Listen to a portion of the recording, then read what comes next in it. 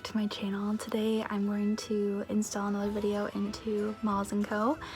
So if you're new to my channel, Molls & Co, Molls & Company, is a little series that I started on my channel a few years back, and it stands for Molly & Company. So you guys are my company and I'm Molly. And I usually just have my coffee or tea and I talk about things, and the past few videos have been ghost stories, so I'm going to kind of keep that theme, that reoccurring theme, and also talk about another ghost story that I've encountered. I'm actually going to have a little short story, like 2 short stories in this video because they're not that long of a story. So yeah, but today I have my coffee, so feel free to grab a little snack or some candy corn or coffee and tea, and sit down and enjoy this video with me. So to start off, like I said in my last video, which was already almost a year ago, I talked about how I have always been really sensitive to energies and specifically like spirits and stuff, and I feel like anyone can be. It just depends on if you're like receptive to it or not. And I think I said that in my last video actually, but I'm having like deja vu. I'm like, did I say that? But I've always been like that since I was a kid, and I used to see a lot of apparitions, and I had really intuitive and scary, terrifying dreams as a kid. And yeah, there's a lot to talk about, but that's just a little blurb about me. I am going to talk about when things started happening in our house. So a little history: my dad technically like helped build this house, so we're the only owners. We live in a smaller farm town, but I'm really close, like literally my neighbors are right there on each side. Like it's not like that kind of farm town, it's very like suburban, or like suburbanized, there we go. Is that even a word? We're gonna roll with it. And so I have like a little bit of land. We have like 2 acres, a little over that, a little under, one of the two. And so I love this house so much, and I love being like in nature. Like I'm staring at a bunch of trees right now. Like my dad planted all of these trees and they're just beautiful in every season. So, but before this house was built, it was just prairie grassland, so there isn't like an ancient burial ground here or anything by any means, at least from what I know. And actually my oldest sister did a paper on our town when she was in middle school, so she like knows a lot of the haunted spots in our town. That's like basically all I know about is this house. But yeah, there was never any occurrences until I was like a little kid, but then I kind of like grew out of it. I was in 6th and 7th grade. We started kind of remodeling things in our house. So first it was our upstairs bathroom, and then my dad made the room that is behind my bed into his room, because my dad was an electrical engineer. He was very smart. He worked for Xoxo Energy, and so he worked nights most of the time. And well, he worked nights, day shifts, and then relief week. And so when he worked nights, he'd work 6 p.m. to 6 a.m. and then he'd sleep in the morning until like 11 or 12. My sisters and I would be getting ready for school. My mom would be going to work, so he would have to find a place to sleep where we wouldn't bother him.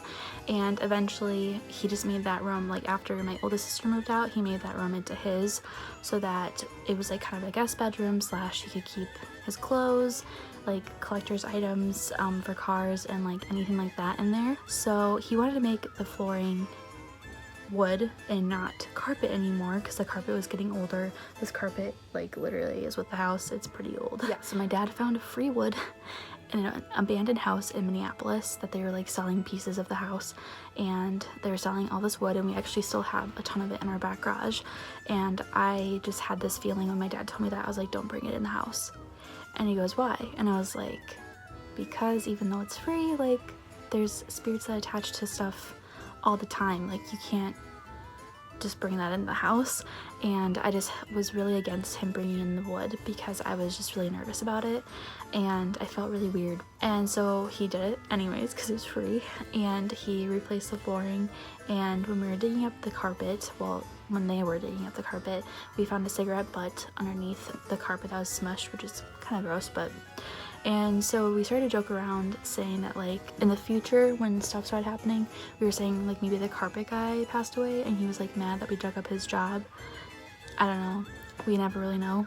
I don't know who the ghost was, but there was a ghost in our house after we brought in that wood flooring. When we did the bathroom restoration, nothing happened, but when we brought in that wood flooring, things started happening. and actually before this, other things started happening in our garage, but that's a different story that will be its own video. So yeah, that some stuff that started happening. Well, we never really had like a ghost in our house. It was in our garage, and I'll talk about that in another video, like I said. But so I was already kind of used to like spooky stuff happening, but it really creeped me out. And when I was in 7th grade, we got our dog Deuce, and I love him so much. Little baby, he has his angel wings now, but he was my best little pal, and he would look up into the hallway from the couch. I remember I was sitting on the couch reading a textbook, and my dog started growling at something in the hallway, and Sarah wasn't home, and my dad was in the garage, and my mom was downstairs. And like, dogs can hear things a little bit better than we can, so of course there could be like a way to clarify that or justify it, I guess, and say that it was something else. But he was like, he stood up and he was growling at the hallway. So he only did that to things that he did not like, and to men with like hats on, and things like that. So I think it was a ghost, but obviously it could be something different. Let your mind wander. Let your mind wander. And so that was kind of the first occurrence, and I just told the thing, whatever was there, to go away, but I felt really scared. Like, I remember feeling so terrified because I felt like there was something staring back at me, but I couldn't see it. And my dog definitely saw something, because it's known that pets usually see things more than people do. Like, children and pets see the most. So then shortly after that, whenever I walk past the room, and actually till this day, I still feel kind of like heebie-jeebies, like someone's watching me. And more so I feel like it's my dad, because my dad passed away. That's, I don't think, like public information really, but yeah, my dad did pass away 4 years ago, so I feel like a part of him is obviously here, so it's not like as creepy anymore. But even if it wasn't him, I don't feel like super creeped out. Besides feeling kind of weird by walking past the room, my dad actually, he got up at midnight one night, and he walked down the stairs, and he saw a guy sitting at our dining room table, and he just like looked at my dad, and I think he was smiling, and then my dad was like, wait, and he like turned around, rubbed his eyes, turned back around, and no one was there. And he said that all of the hair on the back of his neck stood up straight, and he didn't tell me that for like 2 weeks. And my dad usually told me like everything about like anything like that. We both really liked spirits and stuff like that. We would watch Ghost Hunters together, so that was like kind of spooky. Well, actually it wasn't like 2 weeks, it was more like 2 days. But yeah, it was really scary, and I never saw anyone, but he saw the person, and it was a guy, so I don't know. Then after that, it was at like 10 o'clock at night, and I wasn't home yet. I think I was with my mom somewhere, and he heard this like buzzing, and he didn't know where it was coming from, and he was like following the sound, and he goes up to the bathroom, and one of the pill shavers that like gets the fuzzies off of sweaters and stuff, it was running. And when I told him that, or when he told us that that was going off, first of all, the button was off, but it was still on, and second, there was no batteries in it. And some of you might be like, what? Yeah, and how I know that there's no batteries in it, because I actually found it in our drawer, and I was like, you know what?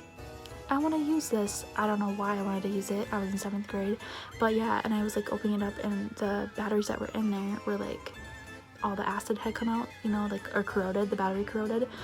So I took them out, and I put them away, and then I put the thing away, and I was like, whatever, I'll get back to that. And then my dad said that the buzzing, or like it turned on by itself. So I don't know, I mean, again, it could just be like a random glitch in the system, but yeah, that happened. That was already like 7 years ago, so that's pretty scary.